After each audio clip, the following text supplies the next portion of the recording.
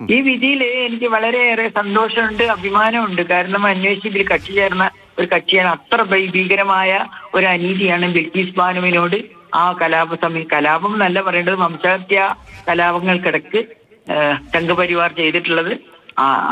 ആ സംഘപരിവാറിലെ പ്രധാനികളെയാണ് ജയിൽ വിമോചിതരാക്കിയത് എന്നുള്ളത് നമുക്കറിയാം. അവർക്ക് മാനസാന്തരം വന്നോ ഇല്ലയോ എന്നുള്ളത് വേറൊരു വിഷയമാണ്.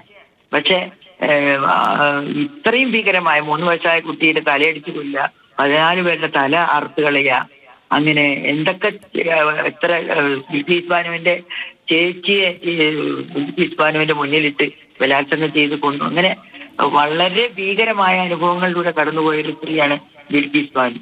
അവരോടൊപ്പം നിൽക്കേണ്ടത് ഇന്ത്യ എന്ന രാഷ്ട്രത്തിന്റെ മൊത്തം കടമയാണ്. ഈ ഇന്ത്യയുടെ നീതിന്യായ വ്യവസ്ഥയെ ചോദ്യം ചെയ്യുന്ന തരത്തിലാണ് ഗുജറാത്ത് ഹൈക്കോടതിയും അവിടെയുള്ള നിയമ സംവിധാനങ്ങളും മറ്റു രാഷ്ട്രീയ സംവിധാനങ്ങളും എല്ലാം പ്രവർത്തിച്ചത്. തീർച്ചയായിട്ടും സുപ്രീം കോടതിയിലെങ്കിലും ഇങ്ങനെ ഒരു നീതി ലഭിച്ചതിൽ ഞങ്ങൾക്ക് വളരെയധികം അഭിമാനമുണ്ട്, സന്തോഷവുമുണ്ട്. ശ്രീമതി കെ അജിതയാണ്.